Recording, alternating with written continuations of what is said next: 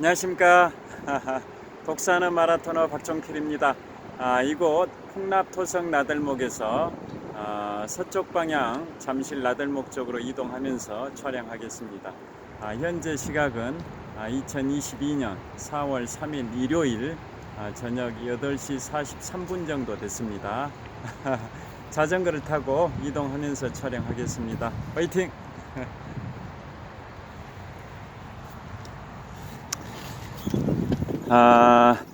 제가 어제와 그제는 12년 전에 이탈리아 여행에 관하여 촬영을 했는데요. 오늘은 프랑스 여행에 관하여 촬영하겠습니다. 제가 지금부터 2년 3개월 전인 2020년 1월 달에 독서하는 마라토너의 여행과 자전거 타기라는 제목의 에세이를 출판했는데요. 거기에 담긴 내용 중에 6박 8일간의 유럽 여행기가 있습니다.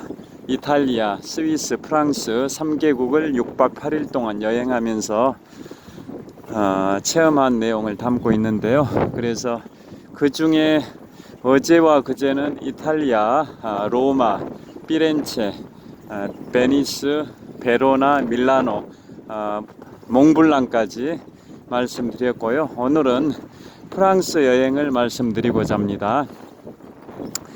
먼저 그 몽블랑 근대 등산의 발원이었던 몽블랑 등반을 마치고 하산을 해서, 물론 이제 알프스 최고봉 몽블랑을 4,807m 정상까지 간 건 아니고 그 밑에 해발 3,842m 애기디 미디 전망대까지 가서 몽블랑을 조망했었습니다.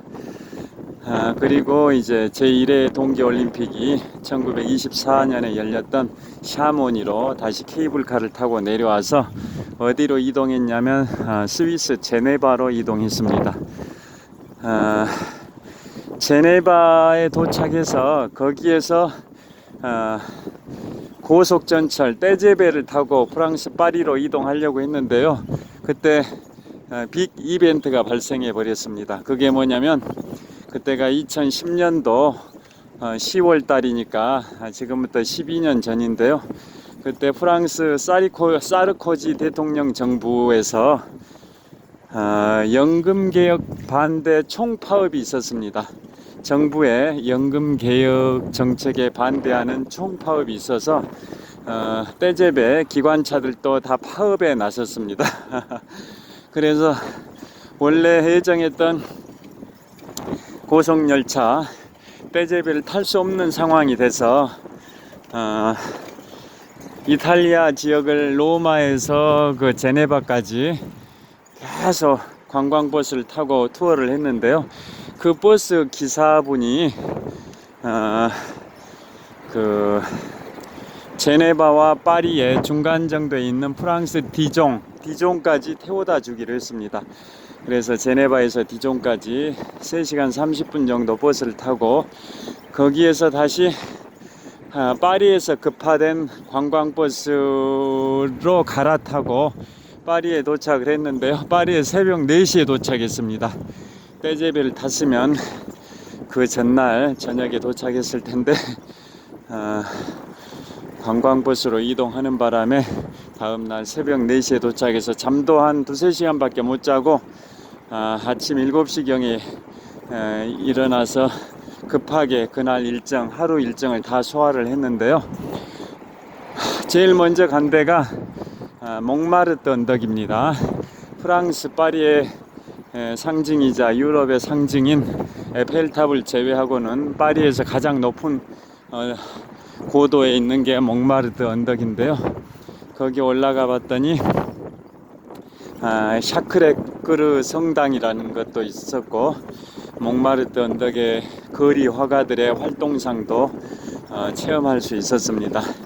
거기에서 이제 커피, 핫초코 이런 걸 마시면서 그 낭만적인 몽마르트 언덕의 풍경을 감상할 수가 있었습니다. 그 다음에 이제 간 데가 그 점심 식사로 달팽이 요리, 생전 처음 먹어봤는데요. 달팽이 오리, 그걸 에스카르고랍니다. 에스카르고. 달팽이 6개를 버터 향의 소스에다 익힌 것을 먹었습니다. 그 한국인들이 많이 출입하는 관광 식당에서 그런지 서빙하는 그 남자 직원도 한국어로 유쾌하게, 상쾌하게, 통쾌하게 서빙을 하고 사진도 같이 찍어 줬었습니다. 그 다음에 이제 오후에 이동한 데가 세계 3대 박물관 중에 한 곳인 루브르 박물관입니다. 루브르 박물관은 원래 이제 1789년 프랑스 대혁명이 일어날 때까지는 궁전이었죠. 궁전. 그런데 그 직후 1793년경에 미술관으로 바뀌었고, 지금은 이제 미술관보다 더 큰 규모의 박물관으로 바뀌어져 있는데요. 그것은 미테랑 대통령 당시에 그랜드 루브르라는 그 기치하에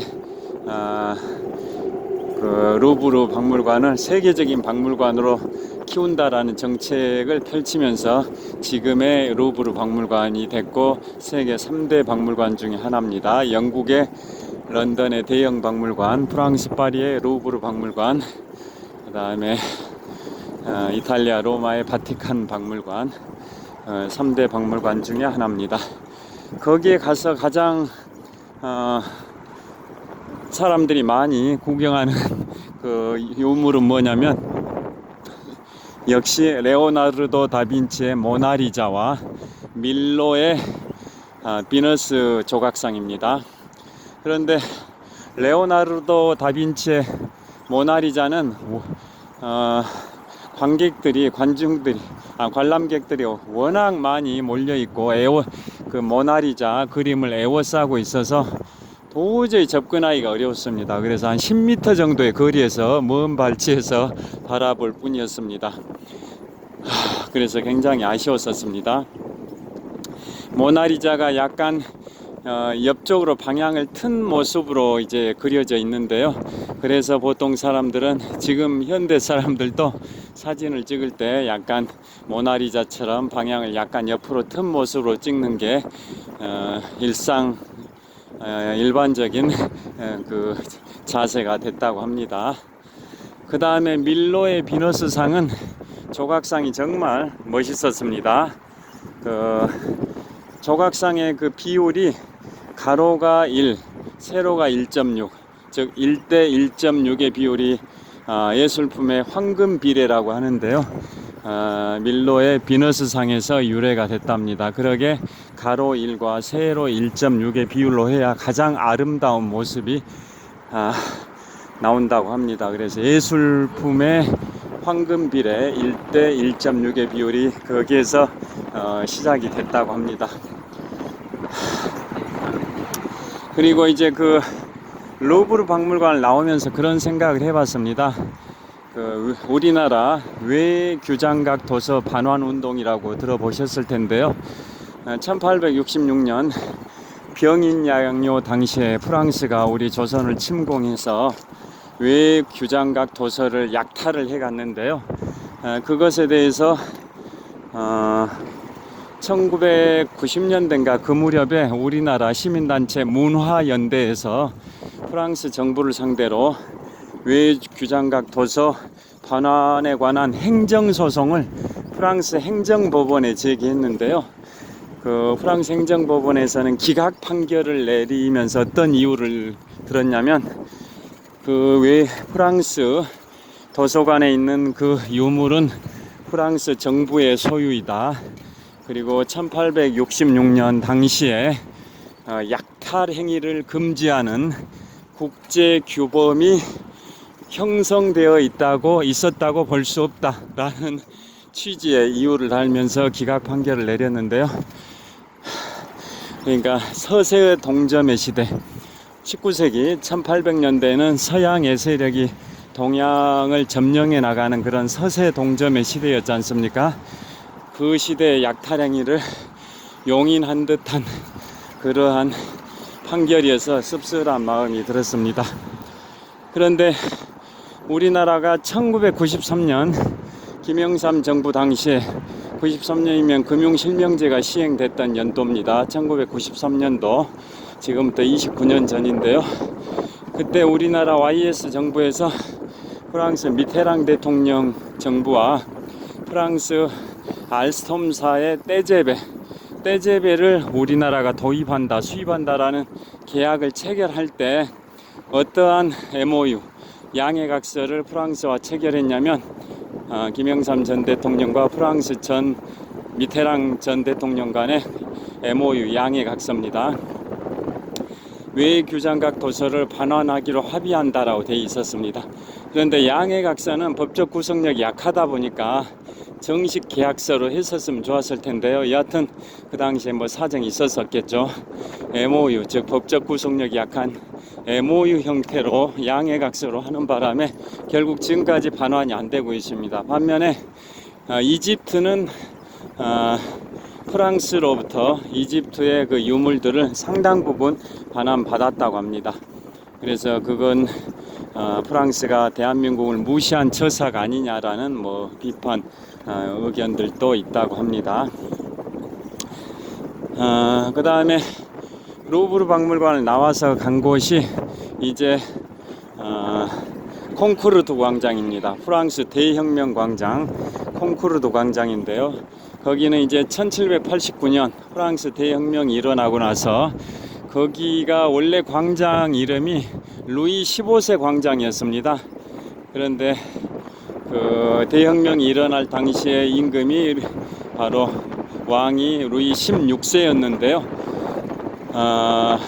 대혁명이 바로 자유평등 박애의 정신이다 보니까 그 당시에 루이 16세의 왕정을 무너뜨리고 이제 시민혁명이 일어난 거지 않습니까?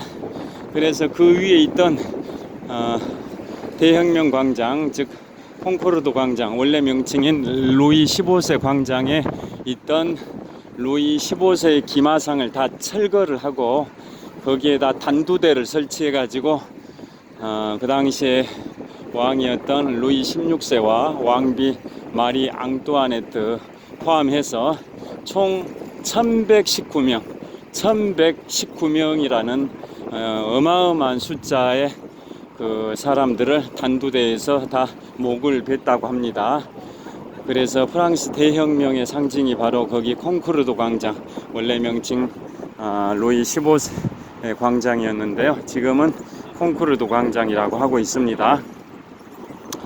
그래서 거기 콩쿠르드 광장은 정말 면적이 넓습니다. 유럽에 있는 광장 중에 최대 규모의 넓이를 자랑하는 광장이라고 합니다.